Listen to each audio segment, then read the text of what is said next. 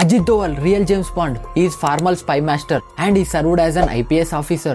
ఇండియాకి వచ్చిన చాలా క్రిటికల్ ఇష్యూస్ ని సాల్వ్ చేశాడు అండ్ ఎన్నో ప్రాబ్లమ్స్ నుంచి బయటపడేశాడు. పంజాబ్ లో రిక్షావాడిలా, పాకిస్తాన్ లో బెగ్గర్ లాగా, మిజోరాం లో లోకల్ లా ఆయన సర్వీస్ లో జాయిన్ అయిన నుండి ఇండియా ఫేస్ చేస్తున్న ప్రతి ప్రాబ్లమ్ ని సాల్వ్ చేశాడు. ప్రజెంట్ ఇండియా ఇంత స్టేబుల్ గా ఉంది అంటే is one of the main reason.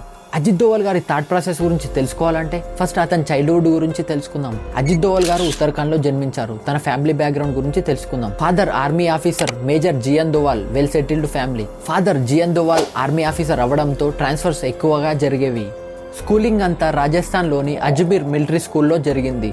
Is very bright and brilliant student. తను ఆగ్రా యూనివర్సిటీలో ఎకనామిక్స్ లో మాస్టర్స్ చేశాడు. బట్ ఆ మాస్టర్స్ ఫినిష్ అవ్వగానే యూపీఎస్సీ ఫస్ట్ అటెంప్ట్ లో క్లియర్ చేశాడు. ఐపీఎస్ చూస్ చేసుకున్నాడు. కేరళ క్యాడర్ పడింది. మన ఇండియాలో ఎక్కడ ప్రాబ్లమ్స్ అండ్ ఇష్యూస్ జరుగుతున్నా ఇతను అక్కడికి వెళ్లి మరీ సాల్వ్ చేసేవాడు. 1974 మేలో ఇండియా న్యూక్లియర్ ఎక్స్పెరిమెంట్ లో సక్సెస్ అయింది. పాకిస్తాన్ కూడా ఇండియాకి పోటీగా సీక్రెట్ గా న్యూక్లియర్ ఎక్స్పెరిమెంట్ స్టార్ట్ చేసింది.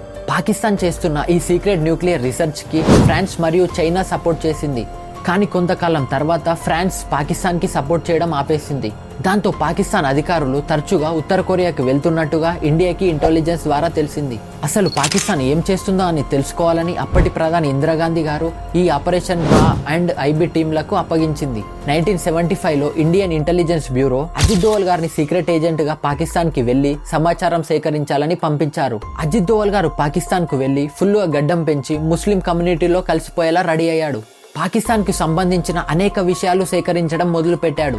పాకిస్తాన్ ఇస్లామాబాద్ లోని కహోటా ల్యాబొరేటరీలో ఈ న్యూక్లియర్ రీసెర్చ్ జరుగుతుందని తెలుసుకున్నాడు అజిత్ దోవల్. ఆ ల్యాబొరేటరీ దగ్గర ఎవరికి అనుమానం రాకుండా బిచ్చగాడిలా వేషం వేసుకొని తిరుగుతుండేవాడు. ఆ క్రమంలో ల్యాబ్ లో ఏం జరుగుతుంది, ఆ రీసెర్చ్ లో ఎవరెవరు కీ రోల్ ప్లే చేస్తున్నారు అని అత్యంత రహస్యాలు తెలుసుకొని ఇండియాకు సమాచారం ఇస్తూ ఉండేవాడు. దాదాపు 6 సంవత్సరాల పాటు అజిత్ దోవల్ గారు పాకిస్తాన్ లో శత్రువుల మధ్యలో ఉంటూ సీక్రెట్స్ అన్ని తెలుసుకొని ఇండియాకి సమాచారం ఇస్తూ ఉండేవాడు. నెక్స్ట్ 1980లో ఇండియాకి ఒక పెద్ద ప్రాబ్లం చుట్టుముట్టింది. అమృత్సర్ లో ఉండే గోల్డెన్ టెంపుల్ ని అడ్డాగా చూసుకొని చాలా మంది మిలిటెంట్స్ మరియు టెర్రరిస్టులు లోపలుండి ఆట ఆడించేవారు. దీన్ని న్యూట్రలైజ్ చేయడానికి ఇందిరాగాంధీ గారు ఆపరేషన్ బ్లూ స్టార్ అని చేశారు. ఈ బ్లూ స్టార్ ఆపరేషన్ లో మన ఇండియన్ మిలిటరీని చాలా సైలెంట్ గా లోపలికి పంపించి వాళ్ళందరినీ న్యూట్రలైజ్ చేశారు. బ్లూ స్టార్ ఆపరేషన్ లో మిలిటెంట్స్ మరియు టెర్రరిస్టులని అందరినీ చంపలేకపోయారు. 1988 పంజాబ్ లో సిక్ కమ్యూనిటీ నుంచి ఈ బ్లూ స్టార్ ఆపరేషన్ కి బ్యాక్ క్లాష్ వచ్చింది. బ్లూ స్టార్ ఆపరేషన్ లో మిలిటెంట్స్ అందరినీ చంపలేకపోయారు. కొందరు మిగిలారు. ఎవరైతే మిగిలారో వాళ్ళు మళ్ళీ అమృత్సర్ గోల్డెన్ టెంపుల్ ని అడ్డాగా చూసుకొని రూమ్ నంబర్ 14 లో ఐ థింక్ 10 to 15 మెంబర్స్ లోపల అలాగే ఉన్నారు. ఇప్పుడు మళ్ళీ ఇండియా ఆపరేషన్ బ్లూ స్టార్ చేయలేదు. India cannot afford it. ఇప్పుడు ఇండియా ఆపరేషన్ బ్లాక్ థండర్ ని స్టార్ట్ చేసింది అజిత్ దోవల్ గారిని అక్కడ పెట్టి. ఆపరేషన్ బ్లాక్ థండర్ లో అజిత్ దోవల్ గారు రిక్షావాడిలా వెళ్ళాడు. గోల్డెన్ టెంపుల్ చుట్టూ చాలా రోజులు రిక్షా నడుపుకుంటూ తిరిగేవాడు. ఆ మిలిటెంట్స్ లతో ఫ్రెండ్షిప్ చేసి వాళ్ళ రహస్యాలన్నీ తెలుసుకున్నాడు. అన్ని చూసేవాడు. మిలిటెంట్స్ ఎప్పుడు బయటికి వస్తారో అని వాళ్ళ టైమింగ్స్ మొత్తం తెలుసుకున్నాడు. మొత్తం టెంపుల్ చుట్టూ స్నైపర్స్ ని పెట్టాడు. ఎలక్ట్రిసిటీ కట్ చేపించాడు. దాహం వేస్తే వాటర్ తాగడానికి బయటకే రావాలి కదా.